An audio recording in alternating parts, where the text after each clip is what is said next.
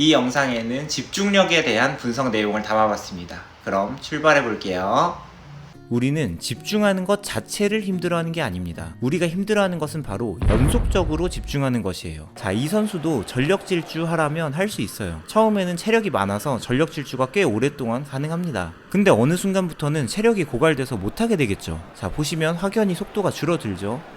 우리의 집중력도 마찬가지인데 정말 대부분의 학생들이 시험을 시작하면 1번 문제부터 전력 질주를 시작해서 연속적으로 마지막 문제까지 가려고 합니다. 그러다 보면 중간에 어려운 지문을 만났을 때 기진맥진해져서 집중도 안 되고 완전 시험이 말려버리게 되는 거죠. 예를 들어볼게요. 이 지문 보자마자 어떤 느낌이 드시나요? 숨이 턱 막히지 않나요? 그 이유는 쉽게 말하자면 길기 때문이고, 다르게 표현하자면 연속적으로 집중해야 하는 단위가 크기 때문입니다. 만약 여러분에게 이만큼의 지문이 주어졌다면 어땠을까요? 집중하기 부담스럽나요? 아니면 이만큼이었다면요? 집중하기 부담스러우신가요? 전혀 아니죠. 이 정도는 거뜬히 읽어낼 수 있습니다. 쉬운 지문에서는 굳이 집중의 연속성을 끊어줄 필요가 없지만, 만약 내가 머리가 지쳤다거나 지문의 내용이 지나치게 어렵게 느껴지는 경우에는 반드시 집중의 구간을 짧게 가져가고 집중의 연속성을 끊어줘야 합니다. 집중의 연속성을 끊어주면 집중력에 대한 부담이 훨씬 덜어지기 때문에 내가 집중하고 있는 단위 안에서는 집중력이 극대화됩니다. 여기서 중요한 점은 그 연속성을 끄는 그 사이사이에 아주 잠깐 단 1, 2초라도 머리를 정비하는 시간을 가져야 된다는 점입니다. 마치 이건 전력 질주를 하다가 잠시 쉬어주면서 체력을 충전하고 다시 전력 질주를 하고 또 잠시 쉬어주고 하는 것과 같은 이치입니다. 이때 단 1초, 2초만 쉬어주더라도 체력이 금방 회복됩니다.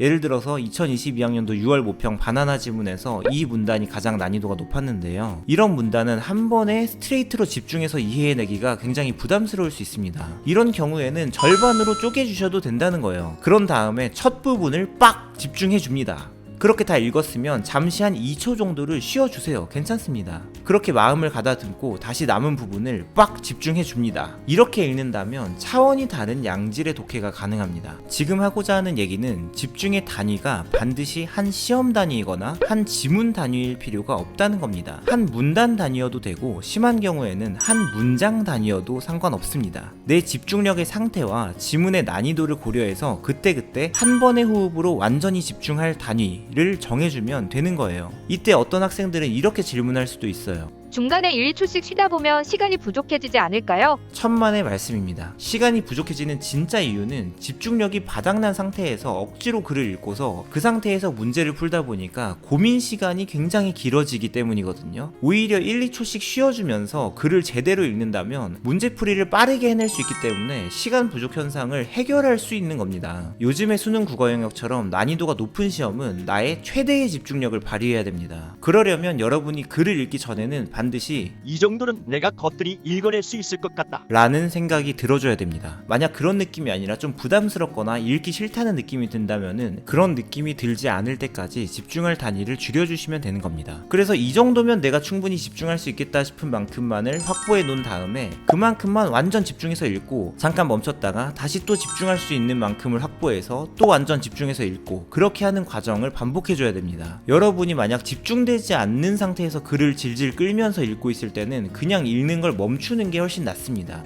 멈춰!